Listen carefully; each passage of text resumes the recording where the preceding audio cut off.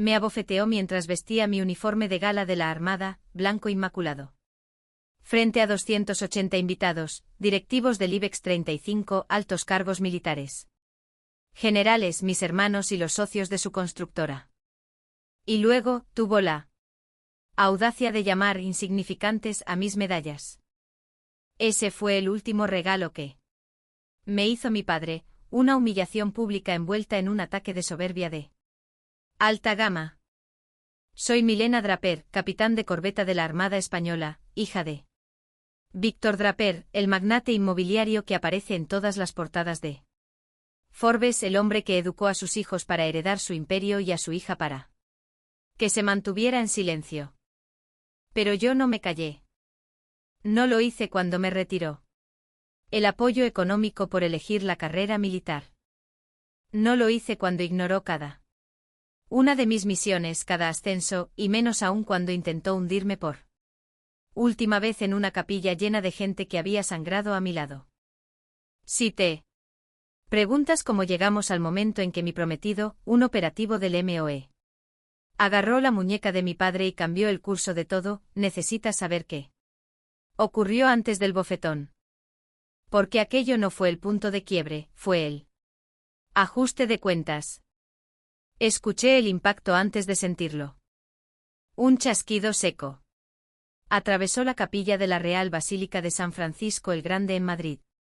Rebotando en las vidrieras y la piedra, cortando el silencio como un látigo.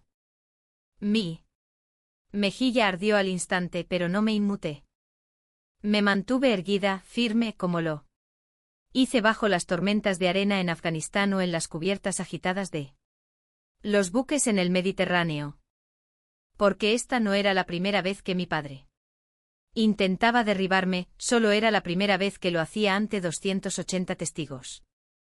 Estaba allí con mi uniforme de gala en el centro de la basílica el día de mi boda, y el hombre que me golpeó no era un extraño ni un enemigo en el campo de batalla. Era Víctor Draper, mi padre, presidente del grupo inmobiliario Draper. El titán de los negocios, el hombre al que España adoraba por su imperio y el hombre que nunca respetó el mío. Acababa de llegar al punto medio del pasillo. Entre dos mundos. A mi izquierda, trajes oscuros, corbatas de seda, gemelos de oro, el peso del dinero y los susurros. A mi derecha, uniformes de combate. Con decoraciones, prótesis y miradas que habían visto la guerra conmigo. Entonces, él se levantó bloqueando el pasillo como una estatua de mármol vestida de marca y su voz cortó el aire con precisión quirúrgica, quítate esas medallas. Ridículas. No discutí. No supliqué. Simplemente dije, no. Fue entonces cuando su mano cayó sobre mi rostro. No fue solo una bofetada, fue un golpe contra cada despliegue que había soportado, cada noche que pasé en una tienda de campaña.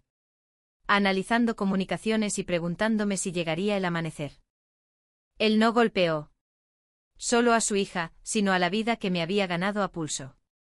Ni siquiera me había movido cuando Santiago dio un paso al frente. Sin gritos, sin teatro, con una fuerza tranquila y controlada, agarró la muñeca de mi padre con voz baja, firme y aterradoramente clara. Acaba de agredir a un oficial condecorado de la Armada Española. Entonces se levantaron todos los 280 invitados. No en protesta, no por pánico, sino como testigos colectivos. En ese instante dejé de ser la hija de Víctor Draper. Fui yo misma. Crecí en una mansión en La Moraleja, al menos. Eso es lo que parecía desde fuera. La finca de los Draper había salido en más revistas de arquitectura de las que puedo contar. Paneles de caoba, lámparas de cristal de Bohemia, una bodega de 3 plantas y un piano de cola que nadie había tocado en 17 años. Pero no había calidez ni olor a desayuno los domingos, solo el clic de los zapatos pulidos, el tic-tac de los relojes. Midiendo la productividad y cumplidos que sonaban como informes bursátiles. Mis Hermanos Enrique, Carlos y Nacho eran el triplete Draper, camisas con iniciales bordadas desde preescolar, clases de golf con papá y simulaciones de salida a bolsa antes de la pubertad. ¿Y yo? A ti te juzgarán por el hombre con el que te cases, no por lo que hagas, decía mi padre sin mirarme a los ojos. Mi madre era distinta. No lo desafiaba abiertamente, pero introducía pequeñas rebeliones en mi vida. Libros sobre mujeres pioneras, una libreta que decía: vales más que la definición de tu padre. Una noche dejó un folleto de la Escuela Naval Militar dentro de mi cajón.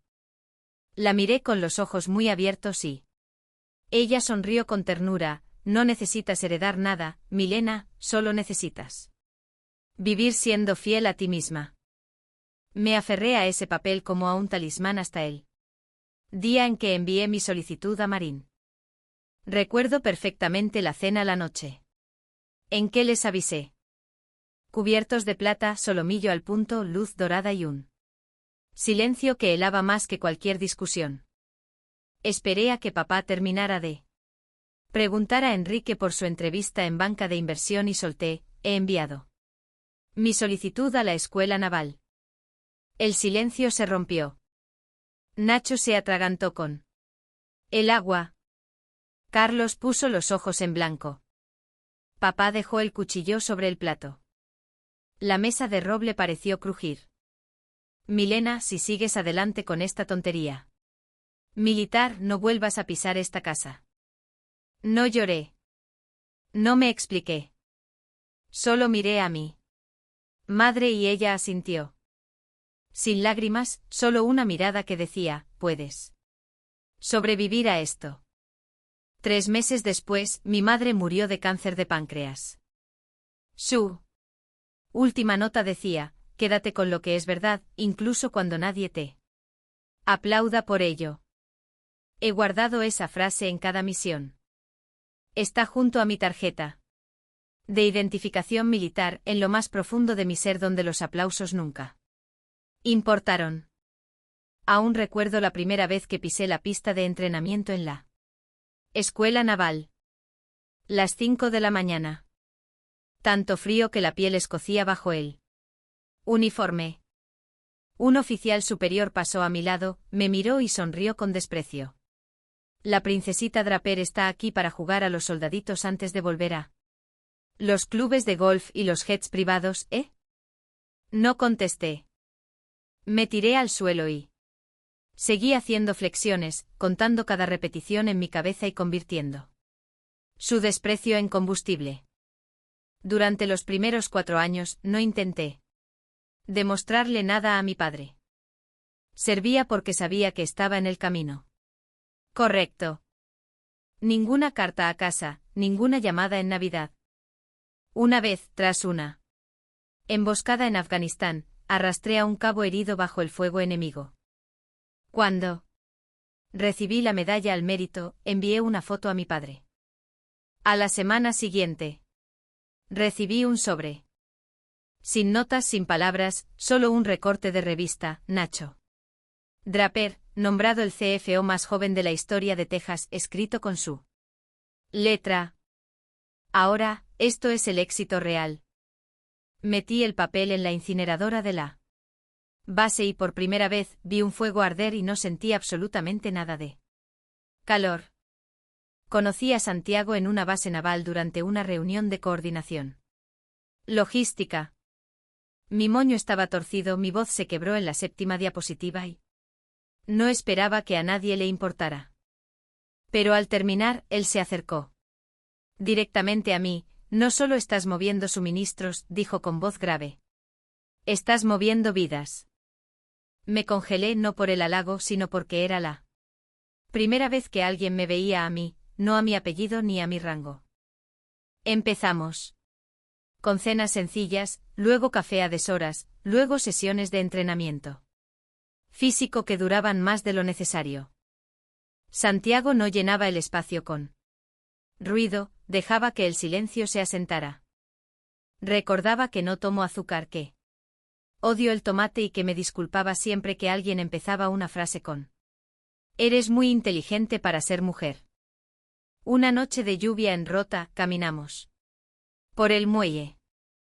Él sacó una cajita del bolsillo. No puedo prometerte mares en. Calma, dijo, pero remaré contigo. No lloré. Solo asentí. La semana siguiente. Envié una invitación sencilla a Madrid, me caso. Basílica de San Francisco el Grande a las 1. Iré de uniforme. No espero respuesta, solo es un recordatorio. Ya no necesitaba su permiso para vivir mi verdad. No hubo respuesta a la invitación, pero sabía que vendría. No por amor, sino porque la idea de que la gente susurrara que no asistió a la boda de su única hija heriría su orgullo más que verme de uniforme. Y tuve razón. 3 días antes de la boda. En una cena previa organizada por mi tía, él apareció. Traje a medida, gemelos de oro, zapatos italianos. Su perfume me golpeó como barniz fresco en un despacho potente, artificial, excesivo. Me giré lista para ignorarlo, pero él se acercó y susurró: pondrás ese uniforme delante de la élite de Madrid. No me caso contigo, dije. Me caso con Santiago y llevaré lo que dice la verdad. Aquella noche, mientras planchaba mi uniforme en la residencia de oficiales, mi teléfono vibró. Un mensaje de un número que no tenía guardado. Te arrepentirás de esto mañana. Apagué el teléfono. Sin temblores, sin miedo. Solo yo, desplegando la última carta de mi madre y trazando las palabras: quédate con lo que es verdad, incluso cuando nadie te aplauda por ello. En el pasillo lateral de la basílica, Gil estaba a mi izquierda, el hombre que nos guió por Siria cuando no teníamos margen de error. Torres estaba a mi derecha, con su pierna ortopédica y una sonrisa de quien ha visto el infierno y ha vuelto para reírse de él. Ambos estaban de uniforme. No íbamos a una batalla, pero cargábamos con el mismo peso. Pareces una comandante antes del frente, dijo Gil. La única diferencia, añadió Torres, es que esta vez caminamos contigo. Miré a través de las puertas, 280 invitados a la izquierda. Cuellos almidonados. Trajes de miles de euros, sonrisas de champán. Personas que vinieron por poder. Por contactos, por Víctor Draper. A la derecha, uniformes, cicatrices, valor y silencio. Gente que había servido, sangrado y enterrado a compañeros conmigo. Di un paso al frente. Cada pisada resonaba en la piedra, sincronizada con mi corazón. La luz del sol entraba por las vidrieras, iluminando las medallas sobre mi pecho. No como decoración, sino como expediente. A mitad del pasillo. Él se levantó. Nadie lo detuvo. Mi padre se plantó entre Santiago y yo. Entre mi pasado y mi elección. Quítate esas medallas ridículas, dijo. No en voz alta, pero sí lo suficiente. Nadie se rió. Nadie se movió. Lo miré a los ojos y dije: no. Levantó la mano. La bofetada fue fuerte. Mi mejilla ardió. El sonido resonó como un disparo. Alguien jadeó. Pero no caí. Me quedé allí, calmada, como todo soldado aprende a hacer cuando la tierra bajo sus pies tiembla. El aire en la capilla se volvió asfixiante. Nadie hablaba. Nadie respiraba. Vi el destello en los ojos de Gil, como la chispa antes de una detonación. Torres se quedó helado, con una mano cerrándose sobre su bastón. Pero antes de que yo pudiera moverme, antes de que pudiera dar un paso atrás, él estaba ahí. Santiago no alzó la voz. No hizo un espectáculo. Simplemente dio un paso al frente, firme, y envolvió suavemente pero con firmeza la muñeca de mi padre. No fue agresivo. No hizo falta. Fue definitivo. Luego habló. Sin gritos, sin ira, solo 8 palabras. Acaba de agredir a un oficial de la Armada Española. El silencio se quebró. La voz de Gil resonó clara. Atención, almirante encubierta. Todos los invitados militares, desde veteranos curtidos en 1000 batallas hasta comandantes de pelo cano, se pusieron firmes al unísono. Incluso algunos civiles inseguros pero respetuosos, se levantaron en un asombro silencioso. 280 personas, muchas de las cuales habían brindado con mi padre en despachos, ahora lo miraban como algo pequeño.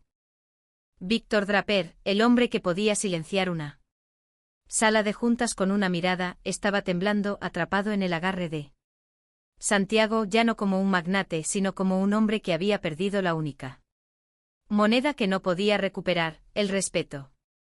Mi padre dio un paso atrás. Santiago soltó su muñeca lentamente, deliberadamente, como quien suelta algo frágil o ya roto.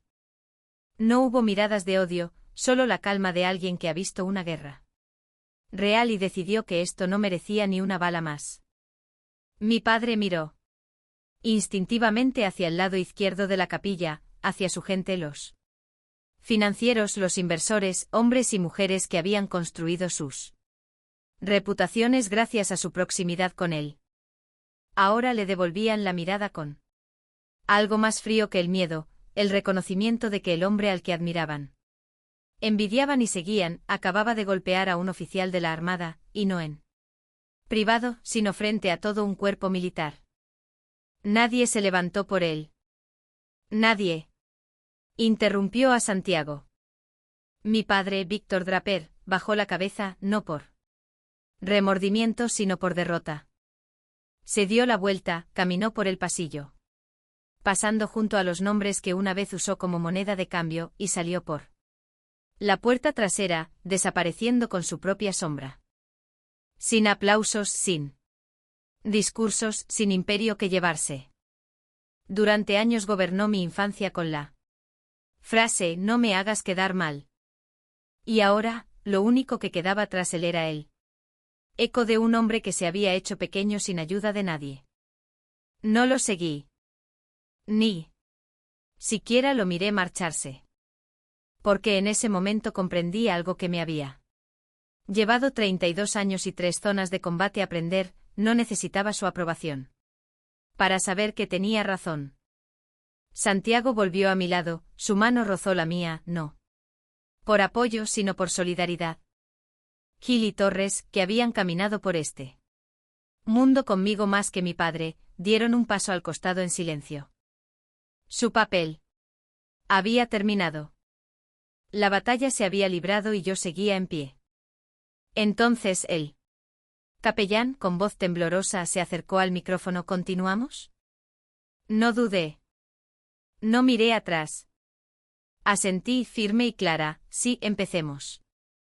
La ceremonia siguió. Adelante.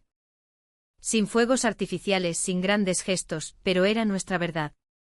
Santiago sostenía mi mano, firme, la misma mano que una vez sacó a alguien de una corriente, que redactó peticiones de traslado para compañeros demasiado rotos para pedir ayuda, que me daba palmaditas suaves entre los omóplatos cuando no podía respirar por el peso de los recuerdos. Cuando el capellán dijo proteger, servir, honrar, no solo escuché votos. Escuché el eco de cada momento en que serví sin ser vista. Y de repente todo encajaba. No todo el mundo tiene la oportunidad de estar en un espacio construido desde el sacrificio. Y llamarlo alegría. Después, Santiago se giró hacia mí. Rozó mi mejilla, aún ligeramente caliente por donde la mano de mi padre intentó dejar su marca. ¿Te duele?, preguntó. Sonreí, ya no. Me miró, no con compasión, sino con orgullo.